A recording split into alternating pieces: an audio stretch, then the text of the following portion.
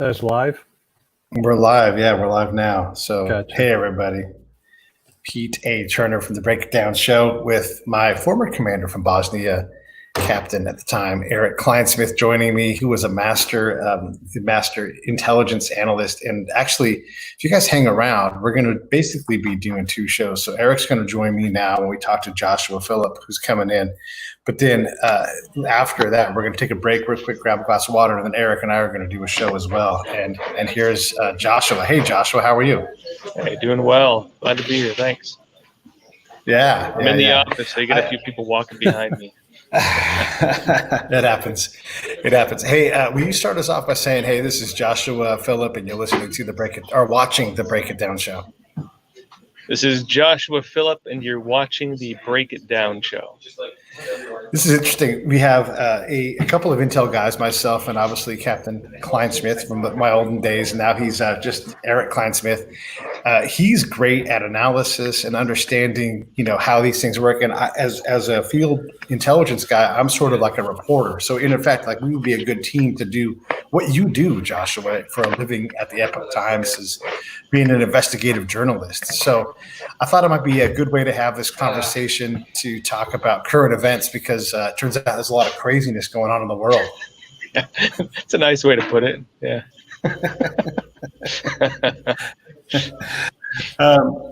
Yeah, man, what the hell's going on? You're in New York City, and we have all this stuff with COVID and everything, but also now we have all the rioting and the protesting.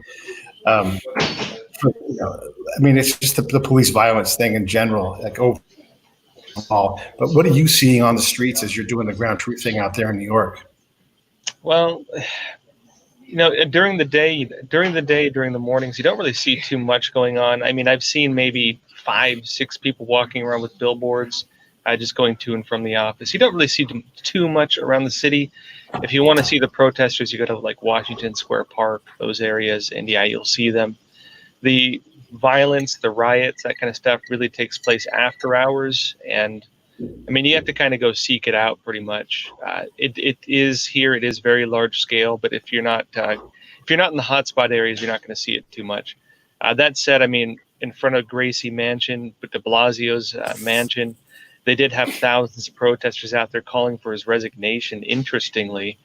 At the same time, you have Cuomo angry at de Blasio. You also have the police angry at de Blasio. De Blasio is not calling in the National Guard. They're all angry at him for different reasons. And you still have looters. If you were to ask my opinion, I would say this is multiple protests. I think a lot of media have made the mistake of trying to bunch all the protesters into the same basket.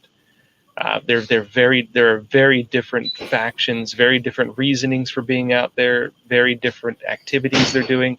There are large-scale peaceful protests. There are large-scale protests, say some calling for government change. There are some who just want to show solidarity with this man who was killed. They're all there for different reasons. There are some who just appear to be gangs out there just saying, hey, this is an opportunity to go commit crime and let's go do it. So you have that pretty heavily as well. And Joshua, you just highlighted an article that I wrote that really talks about how this is a toxic mix of three major elements. You have your legitimate protesters, and then you have your criminal elements, and then you have your radical political elements. And each, when you as you mix these together, as soon as you get an overwhelming of law and order, that's when you're seeing the breakdown, and that's when you're seeing the violence or the looting, depending on which group's doing it.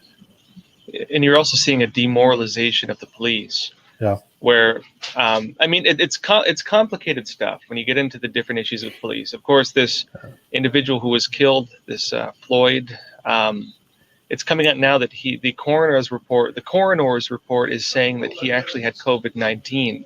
Yes. And there's different articles about what exactly happened. The official report said he died of a heart attack. That maybe the method of arrest made that worse. He was on fentanyl at the time that he had that, and he also was recently on methamphetamine. So he did have drugs in his system. Maybe the stress of the incident triggered the heart attack. There was an independent analysis that claimed that he died from the pressure put on his neck. That was done by the family. When you talk about independent analysis, I mean, look, like what I'm saying right now, you could call it independent analysis. If I were to say, I believe this happened, you could write articles saying, oh, independent analyst says he died from such and such. Not to discredit that fully, but I'm just saying independent analysis, you got to take for what it is. It's the person might have biases. The person, if he was hired by the family, maybe he was serving the interest of the family. There other interests come into play, and so you have to take it for what it is. You're not I think trying you also to have to undermine this at all, of course. You also have to take into account when it is too. Like, this is the gathering of the evidence. I'm positive the defense is going to have a third autopsy done, and there's going to be we just don't know enough to know anything. We know what we've seen. We know it's horrible and a tragedy, but there's a lot of work to do to understand what the hell happened. And that goes way before what the hell do we do about it, as a nation, as a police force, as a society. Like we got to get over the emotional part, of course, but at some point, the real work, the investigation has to happen. I think to Joshua's point, I don't think it for a lot of the actors and a lot of the elements, it really doesn't matter at this point. They've already made up their mind, and you're seeing agendas that have nothing to do with George Floyd that have mixed into it. So it really doesn't matter to them. It's just the fact that it happened, and now we can use this to take advantage of it. Yeah, well, and that's another thing too. I mentioned the police are being demoralized right now. Yeah. For example, one of these sergeants associations in New York, they came out, they criticized Cuomo, governor of New York, for basically attacking the police, blaming the police.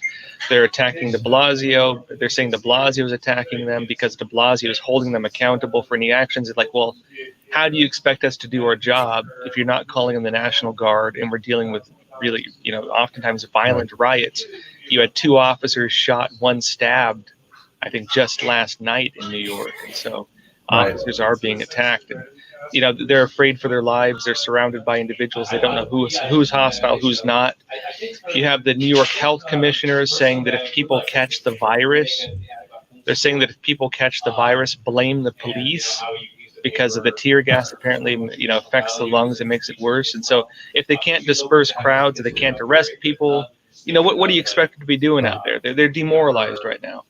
And when it comes to the police officers involved in the death of this Mr. Floyd, it's complicated too, because I talked to some police officers, and it's complicated. Now, they said the way that officer put his knee on that guy's neck, it was a jerk move. It's something. It's not cool to do that. The guy was being a jerk. Right. But according to the actual protocols of that department, because every department's going to have its own protocols, and the protocols of that department, that was not unethical behavior. That is approved behavior. And so, in other words, they were acting within approved behavior, even though it was a jerk thing to do. It wasn't technically illegal. And so the arrest of these individuals, it's a lynching. It's a political move to arrest them. Right. They were not in violation of things. They should have been let go. There should have been an investigation. It's a lynching. We're watching a lynching take place right now, and officers are being sent a message that if they follow protocol, if even when following protocol, if what they do is deemed not right by the crowd, by the mob, then they will be arrested and possibly sent to prison for a very long time. And so they're afraid to do their jobs.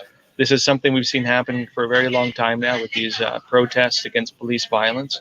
Then they're afraid to do their jobs, and what happens when they're afraid to do their jobs? Well, they stop enforcing crime. They stop going after criminals. Crime goes up. Communities get worse. They start demanding change.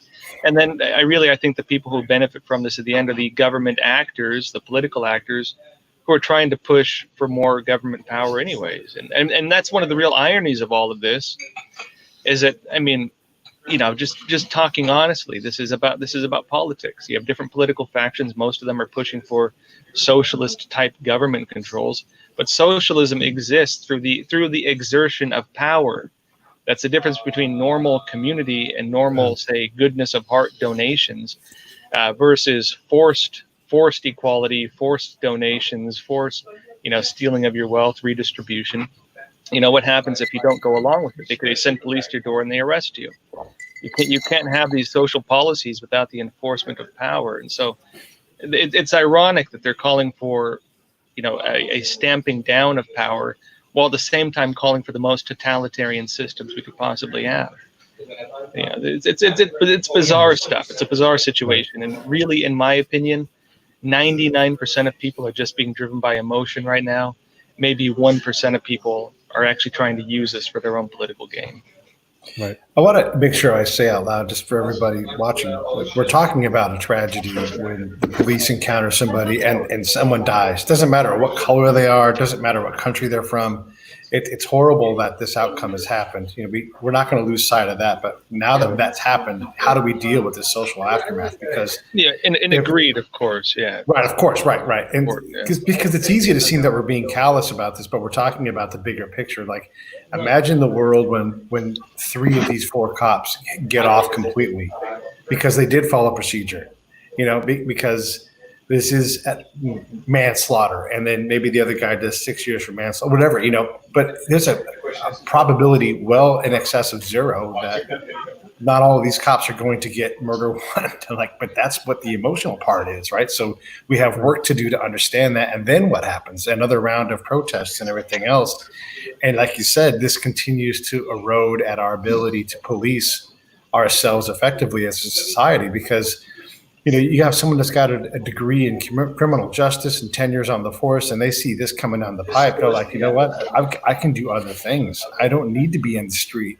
And our quality of officers, we think it's a problem now. Like, one of the things people always say is just more training. But the training officer at any department is not like, I wish I had people to train.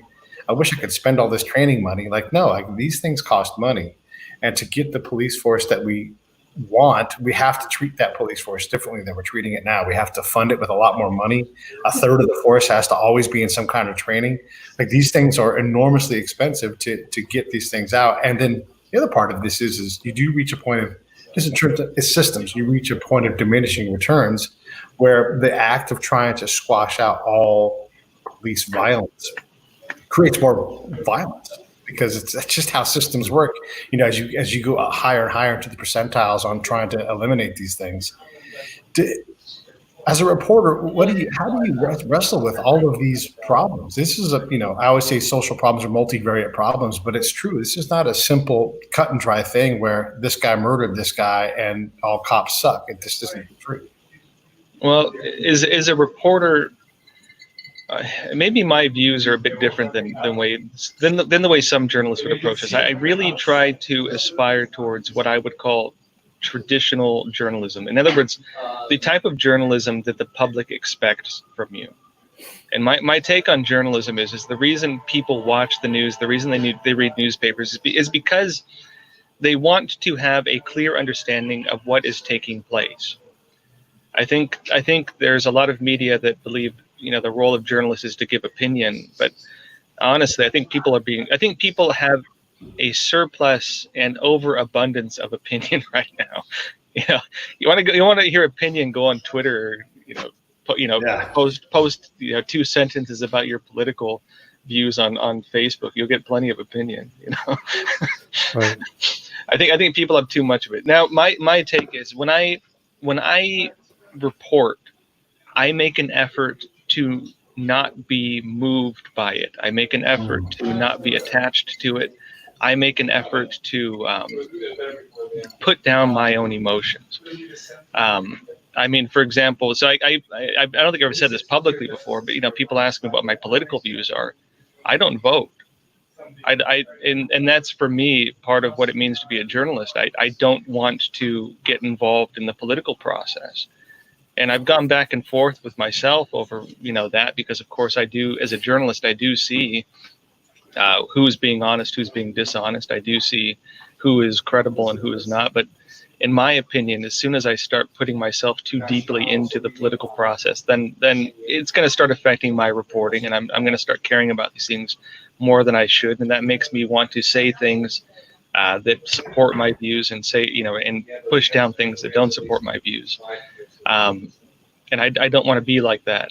And to be honest, it's a difficult process because the news these days is very agitating, especially when you're a journalist and you're watching for 6-8 hours a day videos of violence, videos of these different incidents. You're watching press conferences. You're seeing the full context of information. You're reading transcripts of documents. You know the context. You know the background. You know who's saying what. You know who's lying. You know who's telling the truth. You know who's playing politics. There are some journalists who turn a blind eye to a lot of those things, and because it fits their own political interests. And again, it's not easy to not be moved by it. And I mean, I've been guilty in the past of being too moved by stories and getting pulled into things. And I find myself often having to take a step back, reflecting on myself and putting those things down again and trying to be more responsible. So it's an ongoing process. I won't say I'm perfect, but I make an ongoing effort to not be too moved by what I'm watching. Because as soon as I'm moved by what I'm watching, that's when I start putting too much emotion into what I say, and that's when I also start, not wanting to tell the full story. And I don't want to be like that. Have you found? I mean, and this is trends over the years that the mass media that we're relying upon has moved from informing to persuading. And I know you're stating that you're resisting that tide, but has that affected you in terms of opportunities and careers or resistance or additional challenges that specific challenges that you have to overcome because of that? Absolutely. So one of my big pet peeves I can't. I'll be honest. I can't stand a lot of the media. There are issues. There are issues with the conservative and liberal media. A lot of conservatives, for example, they only want to write opinion content. A lot of the conservative media, they're more like blogs. Maybe Breitbart's an exemption. Breitbart, maybe a Daily Caller. They're okay. But it's all within their camps for the most part, right? They have their opinions, and that's where they stay. And so when I read news, I don't follow any one website. I usually use an RSS feed, and I just search for keywords based on the beats I follow, and I'll read articles from every news outlet. When I do want to cover a story, I'll go and find the sources of their reports, and I'll read the sources myself. And when you do that, you do find that a lot of media, more so the big media, they do cherry pick information. They do pull quotes out of context. You see it every single day. And when you see that every single day, there's something that bothers me, right? Which is people rely on journalism to inform them about the world. A person's worldview is shaped by the news that they are given. And if they're being given incomplete information or false information, they're going to have a false picture of the world. The reality that they live in will be false. And in my opinion, because I've been doing this since 2006, and I put a lot of effort into being as honest as I possibly can as a reporter, that stuff bothers me. Seeing how journalists can just willfully mislead people and willfully lie to people like that, it really bothers me. And part of my own will to be not like that is because it bothers me so much. I think it's irresponsible. I think it is damaging to a society when you're misleading people like that. A lot of what you see, and now more to your question, a lot of what you see in journalism is advocacy journalism. This goes into the trends of new journalism, they call it, started up around the 60s. And here's how it works. It's based on leading people through emotional processes, and then you tie the you tie that emotional reaction to a political issue. And so, for example, if I want to promote a political issue, say against sanctuary city policies, or for sanctuary city policies, let's say, I'm going to go to the border and I'm going to find the person who has the saddest story I can possibly find. And I'm going to write this big, long narrative piece and make this person into a folk hero. And I'm going to pull quotes out of context. And then I'm going to go cherry pick interviews from different experts who will say, oh, yeah, this is, an example of abuse in the society, historical racism, these types of things. And I'm gonna lead people through the emotional journey of this individual who has this sob story. And by the end of it, people will have experienced that emotional journey. They will feel that they have been through that. And then I'm going to tell them that emotional feeling you have, that feeling you have is an example, right? It is an example of this political issue. And so what happens, just like Pavlov's dog, where you're conditioning a dog to salivate at the sound of a bell every time, you show it food, you ring a bell, it salivates. Eventually you ring the bell and it salivates. Eventually the keywords, political words like illegal immigration, for example, become stimuli that elicit an emotional reaction. People will respond to these stimuli based on the things that you've conditioned them to experience. And new journalism is based on that. And I think it is appalling. I think it is terrible. I think it is damaging to society that journalists do that. But a lot of news, that is what a lot of news these days is about. That is exactly what they do nonstop. It is agitation propaganda. That's what the communists, socialists would call it, agitation propaganda. You're agitating people emotionally and making them associate those emotions with political issues, and then you're using that to manipulate them. A lot of media are doing this. And so my work, I put in active effort to not do that. And it's one of the reasons why I like having you on the show, because you are what I'll call a traditional journalist. It's the kind of journalist I was taught to be, in my undergrad work. But there's no cheering in the in the press box, that kind of thing. Like, I'm going to report what happens. And I've been watching a lot of the White House press briefings, and it's just shocking to me the quality of the questions. Like, here you have this enormous responsibility for your news organization, and you have this chance to ask a question that will really shine light on some aspect of it. And the quality of questions is just, it's, as a guy who asks questions for a living in dangerous places, I can't believe that this is what they do with this opportunity, is to ask these, I don't know, like almost ego-based questions. It really drives me crazy. And it damages society in general. I wanted to ask Erik, to your thoughts on this too, like the work that we had to do trying to gather intel, and I'm sending it to you. When I put my report together, I will put my analysis in there, but ultimately I'm trying to give you bits of information to process, and I'm trying to take me out of those bits as much as possible, because it's my job is to tell you things that you're not going to otherwise know. Journalism is the same thing. What do you see in terms of the quality of analysis and the quality of information that comes out from reporters when you see them act in real time? Well, the motions that reporting and intelligence work is relatively the same, but it stops at one area where a reporter is supposed to say, here is what happened. And then and to Joshua's point, you're getting then narratives and agendas and, certain biases that are put in. But for an intel person, they're going to get a grade, and the grade is because their job is to say, here's what is going to happen. That's why investigators and intel folks, that's where they split the past versus future. Intel's job is to specifically support a decision maker and saying, this is what's going to happen based upon the same information. This is what I think. Well, you're going to find out in 12, 24, 36 hours, or if long-term, from a strategic sense, 6 months, whether you were right or wrong.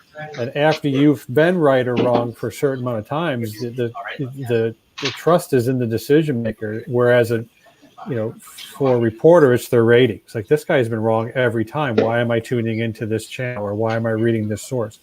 But for intel, you lose a customer's trust. And example is, to go back to the COVID thing. It was a quote from Dr. Birx from White House coronavirus coordinator.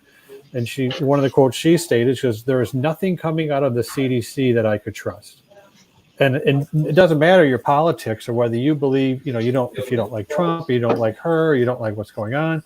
It's the fact that a decision maker who had to rely upon you as an organization, multi-millions of dollars spent into putting this information together and doing analysis and saying, this is what we think is going to template for the future. your primary customer says, I can't trust anything that you're doing. You've just lost you've just failed in your primary mission. And reporting is kind of the same thing. I mean, so I'm just drawing some basic, academic differences between intel and reporting, but you run into the same problems. And that's why the same problems that Joshua is highlighting, I get completely appalled and disgusted seeing the same thing, and is spending time as an information warrior. As my last job was chief of intel for land information warfare activity, and seeing how we used to harvest media reports all the time. Now you're seeing like you're saying, it's advocacy journalism, it's narratives, it's finding the right source that will fit your narrative. As I just was talking to somebody the other night through social media, and he was complaining about Trump's photo op in Lafayette Park, and said, well, they used tear gas and they did all this other stuff, and the bishop of the Episcopalian bishop of DC came out and was appalled by it. It's like, well, then that bishop needs to talk to the rector that actually works at the church, because the rector just said moments before on live TV that he thought it was a surreal moment without any anti-Trump bias. And then the argument goes back and forth. Well, then they used tear gas and they did all this other stuff. It's like, I got a brother in the Secret Service who's at the White House. He's been on the front lines for the past 2 nights in a row. He's had rocks, he's had bottles, he's had urine thrown at him. And it's not even his first riot, so he takes it all in stride. If they use tear gas, I'm okay with that, simply because I have a family member down there risking his life. And, again, it goes back to the same thing. It's like, well, this was a photo op. And if you remember when 1996, we had First Lady Hillary Clinton came to Tuzla, our air base. I had to divert 2 of our counterintelligence teams to do security for that photo op. And, that took them off their mission for several days to get ready for this visit. I was one of those guys. I know. Those guys run. I mean, we diverted you from your mission. And and to me, it's like all Trump did was walk across the street, and it set everybody into a blur of a frenzy. It's just like, you got to take things into a perspective. So, I mean, that's, my long answer to your short question, but that's kind of the different things that are going through my mind as I see the same reporting that Joshua does. I want to break some news right now. This is not on topic, but I like the scoot thing, and especially with a lot of respect for Joshua's work. Michael White, who's a service member who was held in captivity, arrested and in jail in Iran, has just been released in Switzerland. Right. He was sent to Switzerland to get some treatment for his cancer, and he has just been released. So breaking news. There you go. I got the scoop on you, Joshua. Nicely done. Yeah. Back. I want to hear what you think, though, about Erik's comments. When it comes to diverting resources or the opinion element, which one? In general, like with just your guys' kind of unified mistrust of things like the CDC, of like the press. What is that going to do? Like, do some predictive stuff, be the intel guy. Where does that lead us down the road if our I don't want to say that you guys aren't mainstream media. Like, I'm tributary media. I'm a little small creek off the side of it, but you guys are an important part, and you hold down your portion of the river. Where are we headed if we continue to do this editorialized, opinion-based, ads, selling ads first kind of media that doesn't allow us to understand what happens in the death of a citizen or in a pandemic outbreak if we just side with a political thing? I mean, it's crazy how 2 weeks ago people protesting peacefully and exercising their Second and First Amendment rights were going to kill everybody. It was going to be murder. And then now it's like, these other protesters, like, it doesn't make any damn sense. And we're not holding ourselves accountable in terms of in the press and in society. Well, I think 2 points on that. First off, I think this virus, this pandemic we're in, has shown us that false reporting can cost lives. Because that's exactly what we saw with the Chinese Communist Party, where they lied to the world. They told the world there was no human-to-human transmission. They told the world that they had everything under control. They told the world that you're racist if you ban travel from China. And while they locked down travel within China from Wuhan, they were allowing people from Wuhan to travel abroad. And the CDC, the WHO, we're just repeating a lot of this nonsense. It was later seen to be nonsense. We know the WHO lied to us. We know the Chinese Communist Party was lying to the WHO. And somehow we're supposed to still rely on these organizations for information, even though we know they have a track record of lying to us. I mean, it is disturbing. At the same time, as a journalist, I mean, this is one of the issues I deal with a lot, is when you go against there's the main narrative. There's a thing everybody's saying. And a lot of times you do find that the main narrative has holes in it at the very least, if not it being totally inaccurate. So, for example, if I had told the world, which we did, notably at Epoch Times, that while the CDC and WHO were telling everyone, hey, that China has it under control, everything's safe, don't worry about it, we were still warning about it. People come out and attack us. They say we're fake news. They say that we're spreading, rumors that we're, if you had supported Trump on making this travel ban at the time when China had banned travel internally from Wuhan, that an external travel ban, if you didn't say it was racist, you would have been attacked. Right. Now the whole world has seen that was the right choice. The good thing he did. Thank God he did. Otherwise, we'd probably be in a much worse situation than we are. You get attacked if you go against the grain. And I mean, and it's an ongoing process. I mean, and it's something we deal with a lot at Epoch Times, something I deal with a lot, that, my analysis is oftentimes very different than what a lot of other media are saying. But sometimes being honest and being accurate means saying something different than what everyone else is saying. Do I put my own interest and my own not wanting to be called names on Twitter before my want to tell people what's actually taking place and doing my job? No. You have to put yourself out there sometimes. You have to say things that people don't want to hear sometimes, because that is what they're depending. People who want accurate news, that's what they're depending on you to do. And am I gonna, cower around and be a wimp about it, or I'm not going to want to tell people the truth because I don't want to be called names? No. And I think it's irresponsible to do that. But again, as an honest journalist, you oftentimes do have to do that. You oftentimes have to tell people things that goes against everything they've been told. And they're going to think you're lying to them when you first say that, because it goes against everything they've been told. It goes against everything that they think is real. And it's not these people's fault, in my opinion. It's the natural reaction where you think something is real and you've been told it's real and everything you've seen says it's real. And then suddenly someone comes out and says it's not real. Of course, you're going to say, okay, what are you talking about? How are you saying this? And over time, this has been my analysis. So this has been how I approach these things over the years. I'll give you a few examples. Epoch Times was the first media to report on the live organ harvesting of prisoners of conscience in China. I think that was back in 2006. We had the first articles on that. And when we first reported on that, pretty much all the major organizations said we were lying, that we were just being propagandists, we're just anti-China, we'll just say whatever. And we kept reporting on it. And sure enough, now you have tribunals in the UK saying, doing independent studies and saying this is absolutely happening. The Chinese Communist Party is using prisoners of conscience as living sources for organ transplants. And they are doing this while they're still alive, oftentimes without painkillers. There is organ genocide taking place. There was a report on this just the other day, I think yesterday or the day before. Organ genocide taking place. And what media is talking about this? Epoch Times broke that story. We were widely attacked for reporting that, for exposing that. But sometimes in order to tell people the truth, in order to expose really serious things, you need to put yourself in the firing line. And you need to hold your ground the entire time while you're saying it. And that, in my opinion, is just being responsible. You need to be willing to be criticized. You need to be willing to be attacked. You need to at the same time not attack people who criticize you. Because in my opinion, over time, they will see that you had the story right.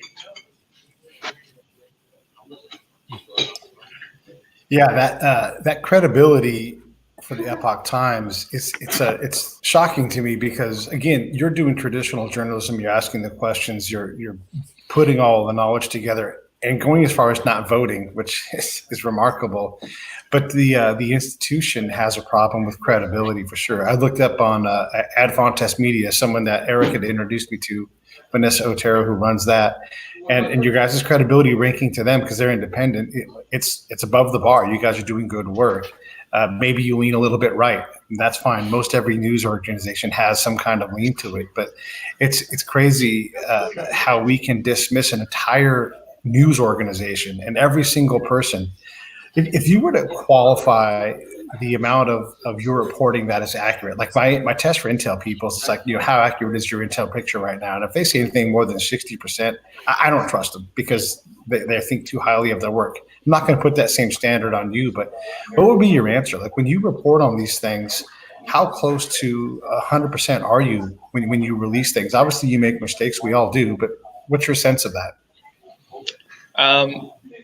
If I if I represent any information falsely, I will correct it immediately if I find out I did it falsely. And I do a show, Crossroads, on YouTube. I'll even tell people, hey, I got the story wrong. I apologize. And I tell them on my show, hey, if you think I'm missing anything, if you think anything wrong, tell me.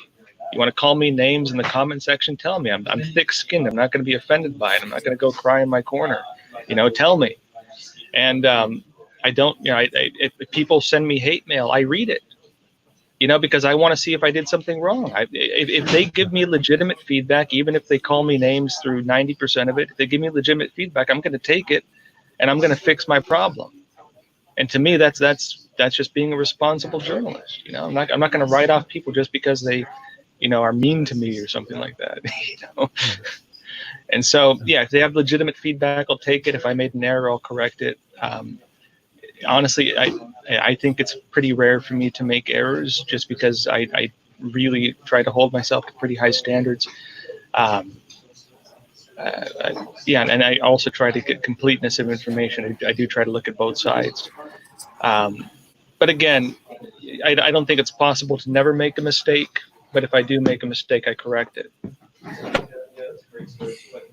Yeah, I wanted to have a chance to say that because it works better when you say it rather than me, because then I'm just a suck up. So I appreciate that.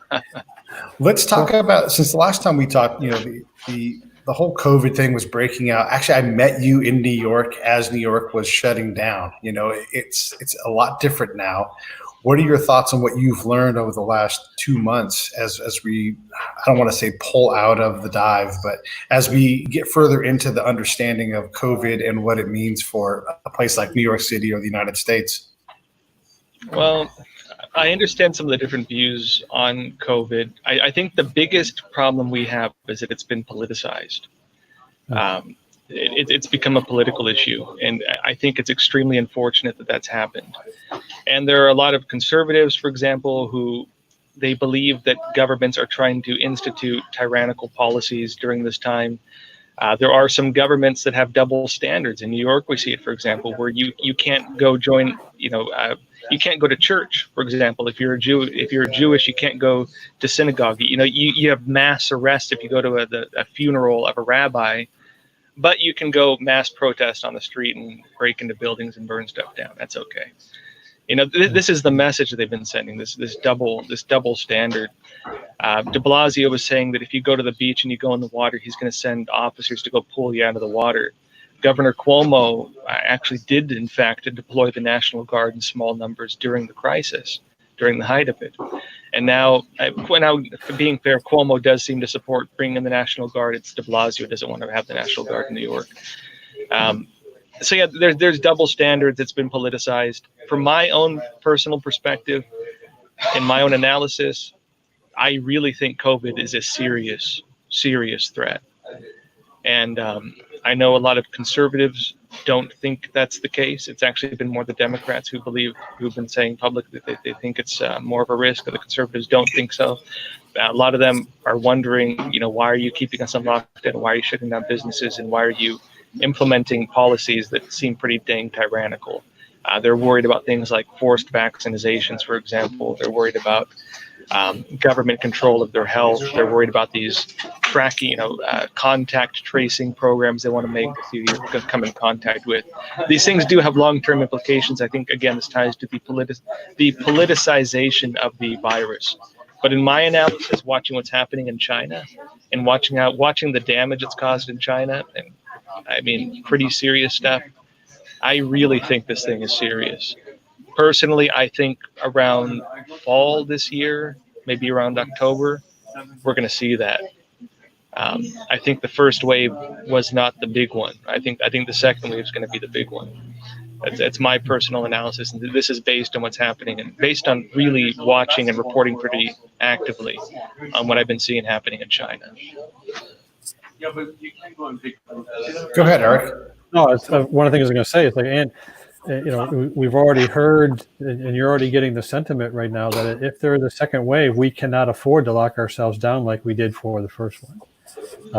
And this is worth, I work for a college and a university. We're 100% online, so it doesn't affect us. But for all the resident schools that take place, I'm getting emails from my kids' school and from my alma mater that we're all coming back to school, and well, now there's a chance that they might not come back to school, or they might be doing some hybrid path, and what I'm getting to the point with in terms of a lot of these, especially public schools, they cannot afford not to come back. They, especially a college and university, they cannot afford. There's several. I think it's like 42% of schools and universities are at a 90-day. They're 90 days out from in terms of operating budget and expenses and how far they can operate without income. Not having tuition, not having that means no football season, no sports, no anything.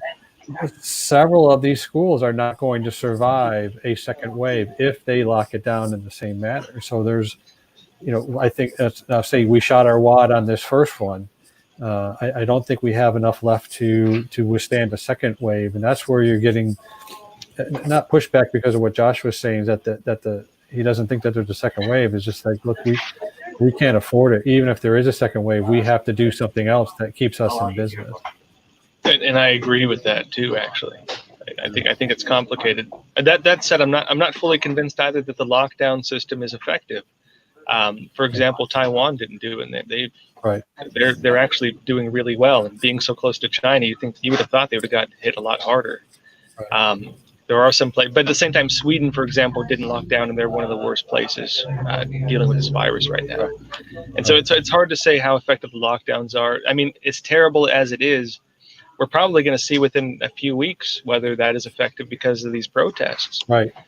Now you've had, tens of thousands, maybe hundreds of thousands. I don't even know. A lot of people in very close proximity to each other in very large numbers for days at a time. Shouting, breathing in, you name it. We're going to see within a couple weeks whether these lockdowns were necessary or not, whether they were effective or not.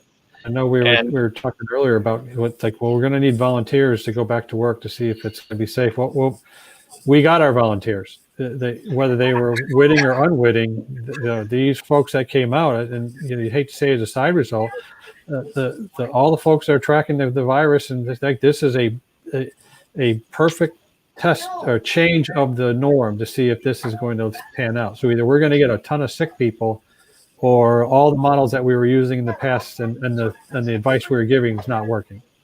At the same time too, the idea of contact tracing is gone now.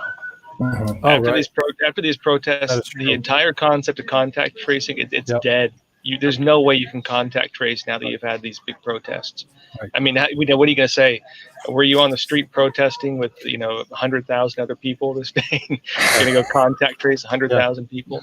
That entire program is dead in the water now. Right. In other words, but if we do have a second wave, if it does turn out this is a big deal, how are you going to contain it at this point? And like you said too, I also don't think that you can. Even if it turns out that the lockdowns were effective, can we survive as a country with continued lockdowns? I don't know at this point either. Right.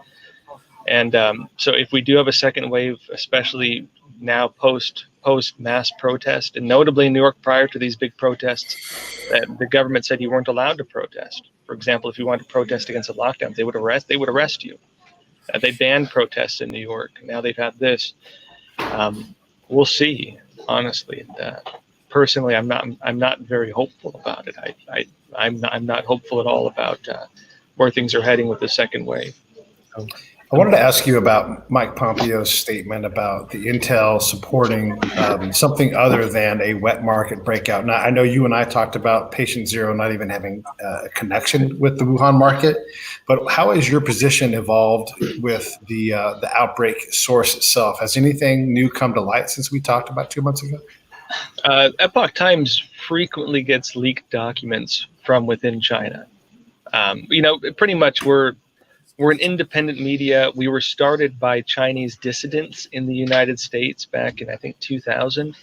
And that was in response to basically Chinese Americans wanting to create originally a Chinese news outlet that could not be censored. We actually did have some staff in China in the beginning. All of them were arrested. Our editor spent 10 years in prison and they tortured him.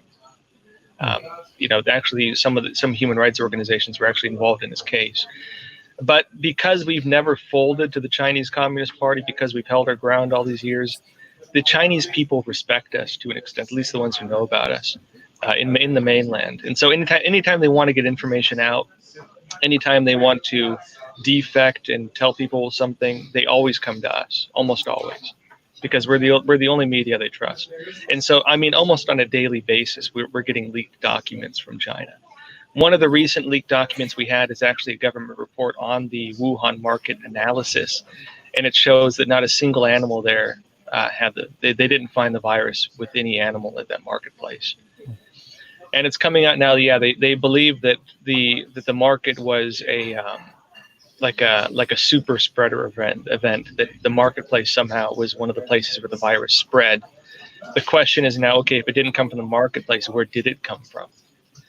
And it seems all eyes now are on the possibility that it was a lab leak, that it was from one of these virus laboratories that did have viruses very close to this one. That said, I did a big documentary on this. I'm sure a lot of people saw it, tracking the origins of the Wuhan coronavirus. Of course, we had other researchers involved. I was kind of the main face on that. We presented many cases. That documentary was not intended to come to hard conclusions. It was to show evidence. And so we showed evidence. Did it come from the laboratory? Did it come from the Wuhan marketplace? Was it man-made? Was it natural? We showed different pieces of evidence on this, and I didn't draw conclusions on that. Personally, this is my analysis. Personally, I do not think it was man-made. Personally, I do think it was a natural virus, but I do think it leaked from that laboratory. Based on all this research, I'm willing to be proven wrong on this. If it comes out tomorrow that, hey, it was man-made, honestly, I'd shrug my shoulders and say, oh yeah, why not? But personally, I do think it was a natural virus, because based on the research we did, we actually showed some of the documentary. This Yunnan bat virus does seem to be very close to it. They did have natural viruses that were very similar, and also there's a lot of evidence suggesting that they did not have very good security at that laboratory, that they did have safety issues. And there were some big media such as Washington Post that came out with articles saying that as well. State Department cables actually from last year were saying this. Last year or 2018, I can't remember now off the top of my head. And so they were saying this. So yeah, that's where things are at now. It seems more like evidence is coming out to support what our findings had said. Sorry, getting some background. No, it's no problem. Josh, one of the stories. My coworkers that I'm in an interview. Sorry. No problem. It's a busy newsroom. It's all right. Go ahead, Eric. Sorry. One of the stories that had come out related to the outbreak was that not necessarily that it was made in a lab, but it was one of the reasons why the secrecy is that the Chinese were attempting to come up with a vaccine for it, or try to prove to the world that they could outdo the U.S. in viral countermeasures, and that's one of the reasons why they were working it within the lab, and that's one of the reasons why it was able to escape it from that, because of how they were working on. Did you have any insight into that? I think that's accurate. I think that's totally accurate.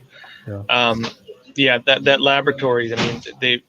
One of the most prominent coronavirus researchers in the world was at that laboratory, this Dr. Xi Zhengli. They call her the Bat Woman of China. And she documented her findings, traveling to all corners of the world, going to these bat caves, getting bat coronaviruses, researching them, bringing them to that laboratory. She wrote about creating synthetic viruses. One of the viruses, for example, was a chimeric virus. They tested it on mice, notably a bat coronavirus. I believe that they had merged with SARS, the SARS virus somehow. It was a chimeric virus. And they tested it on mice. They showed that it would destroy the lungs of mice. It had no cure.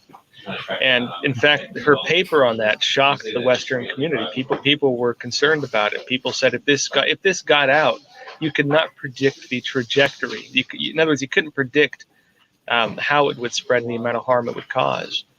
And so, yeah, she was writing about this stuff. And, based on, this is the way I've been viewing these things. I know how the Chinese Communist Party reacts and does, deals with issues like this. 10,000 people dying in China.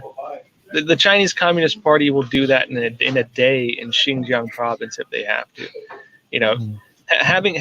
Throwing 10,000 Uyghurs in a concentration camp and using them for slave labor, even bringing them into Wuhan for slave labor during this whole thing because they don't want to hurt the people they care about. They want to hurt the people they want to get rid of, right?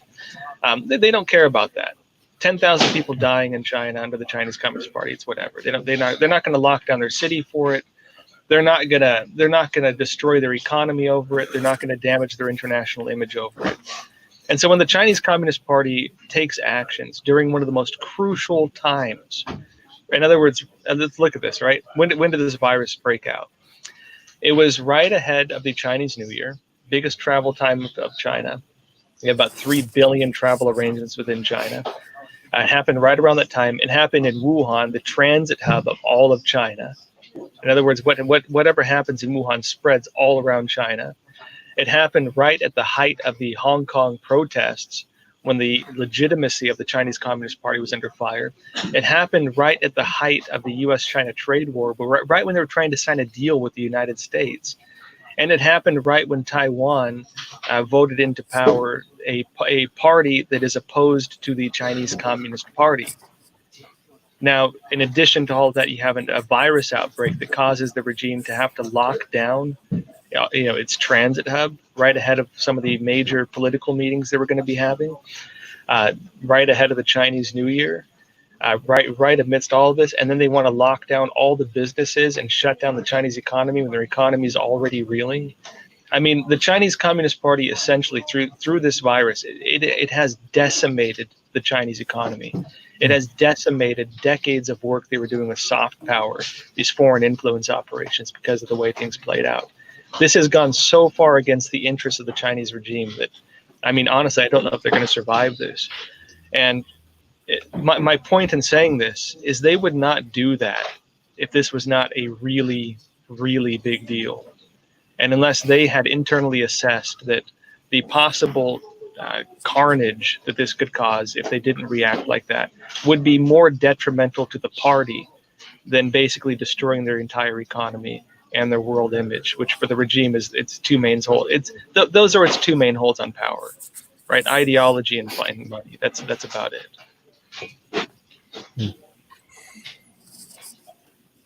That's a lot, man.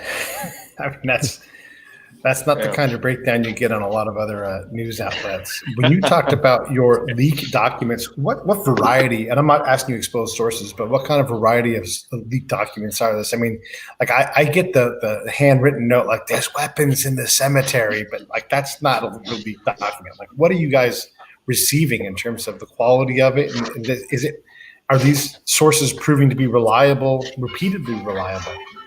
Absolutely. I mean, and we know how to sift through the disinformation. Now this is one area I'd say where a lot of media falter. I'll say this first, then go deeper into what you just asked. This is where a lot of media falter when they try to cover China. It is so easy to manipulate media that it is sickening. It is so easy to do it. The Chinese Communist Party has at least 3 branches focused on foreign manipulation. There's the United Front Work Department, which has overseas operations operating through consulates, where they actively go and approach different leaders, news outlets, top-level business, you name it, and work on influencing them. A lot of times they don't even realize they're being compromised, so on.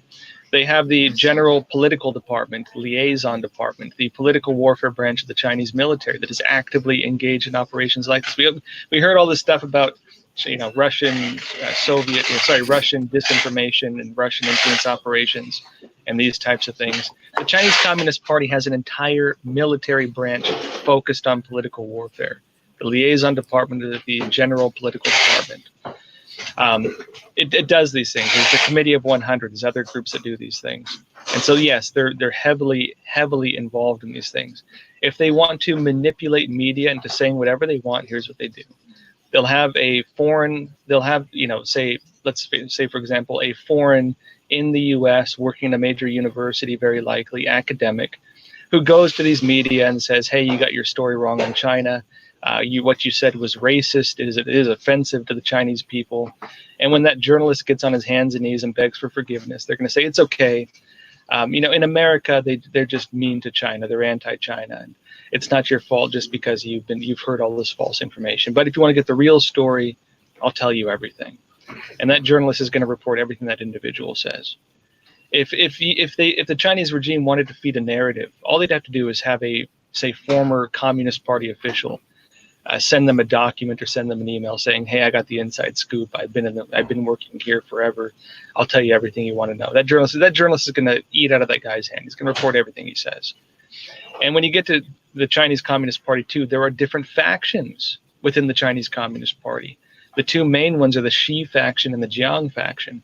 Xi Jinping does not fully control the Chinese Communist Party. There are other factions, and the other factions they're worse, if not worse, at least just as bad.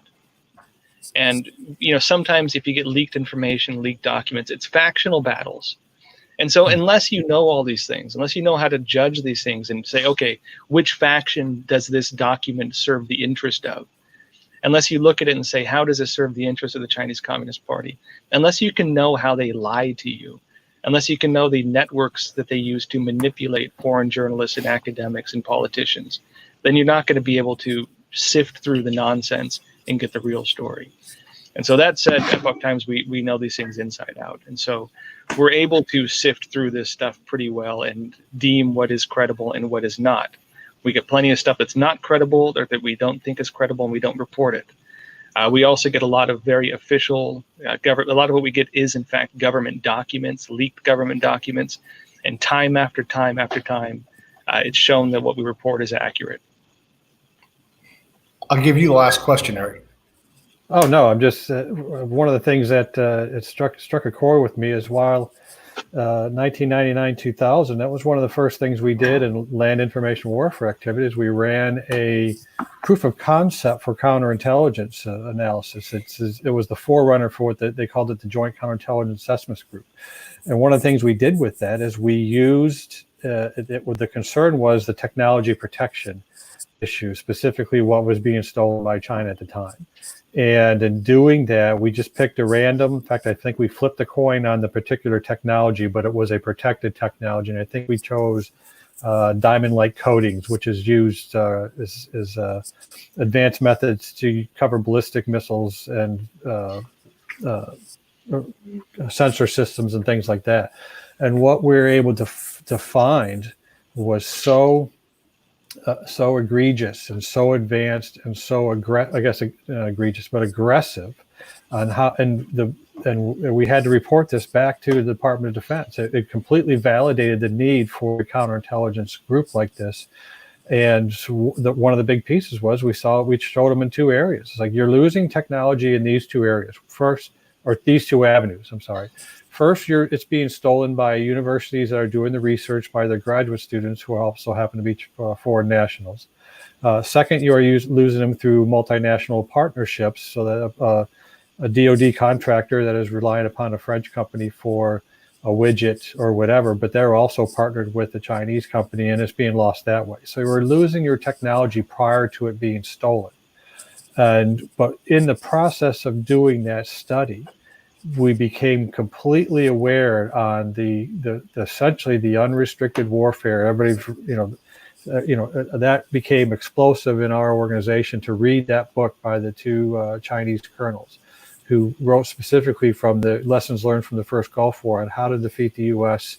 in an information warfare, information age environment. And it really woke us up to that. And it was also a wake up to us. Again, this is 1999, 2000. It was also kind of a clarion bell that we had, we were getting blamed as, well, you guys are anti-Chinese and you're an intelligence asset.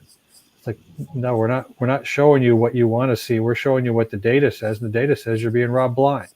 So that was, I did not know that Epoch Times had a direct linkage to the dissidents and what had come out around the same time. So everything that Josh is telling me is just, we've known about, and the colleagues that I was stationed with in that unit, we've known about it for years, especially in the hacking arena, when we knew that we had a couple cyber defenders. I'd say a handful of them, up dozens or so, where the Chinese had 3 battalions in their military, active battalions that were exclusively geared toward conducting cyber attacks if there's ever a warfare that's going on or whatever the incident was going on. And so we immediately understood that we're way behind the game on this in that front. So Joshua, I don't want to waste your time here anymore. Do you have anything you want to say in closing? Otherwise, man, that was awesome. We've had a great chat, and it's always good to talk with you. What do you have for us in closing? Well, just on the unrestricted warfare document you mentioned, they actually just updated that document within the past couple of weeks. They updated. Oh, that no kidding! All right. Yeah, that was from, I think 1999, 2000. Yeah, 99. But it was written by 2 Chinese colonels, just for the viewers. It was written by 2 Chinese colonels and outlines a system of war based on fighting with non-military means. I mean, so technically it has non-military, trans-military, and unconventional military in terms of how to wage war. And you can go into the details of it. It's culture warfare, business warfare, targeting individual companies, economic warfare, targeting the GDP of countries, culture warfare, things like the takeover of Hollywood, drug warfare, for example, China shipping fentanyl and supplying the drug cartels with precursor chemicals. How do you destroy the moral foundation of a society, right? How do you wither a society? Right. Goes into psychological warfare, changing the way people interpret information, media warfare, controlling outlets of information. Goes on and on and on, of different categories of warfare they identified, and things that we can see the Chinese Communist Party practicing. But if you want to break it down, here's what it goes to. They thought about what would you want to achieve through war, and how do you achieve those exact same goals using non-military means? Because they did not believe they could win against the U.S. in a direct troop-on-troop combat. The Chinese Communist Party has been waging a full-scale war on the United States for a very long time. And it takes the form of unrestricted warfare. And being a communist system where they control every part of society, every single part of their society has been weaponized. And it ties into this. And so, yes, it's a huge issue. And I think only within the past maybe year, 2 years, has the international community really seemed to become aware of these things. Well, listen, I appreciate you coming on. We'll do another one again soon. Thank you so much. Everybody should check out all of Josh's stuff. You can go to Epoch Times. You can also watch him on YouTube and watch his Crossroads channel, Crossroads updates, and they're just fantastic. More of the same thing. Super clear, well-researched, well-reported, the right questions asked, stuff. I love what you're doing, man. I love that you guys are providing context where other people are unwilling to do it because it's scary and dangerous and expensive in terms of not having the backing of companies. So thank you so much for taking up this part of the fight. I appreciate you. Hey, it's my pleasure. Thanks as well. Thanks, Joshua. Appreciate it. All right, I'm going to sign off. We'll be right back, everybody, with just Erik and I in a minute.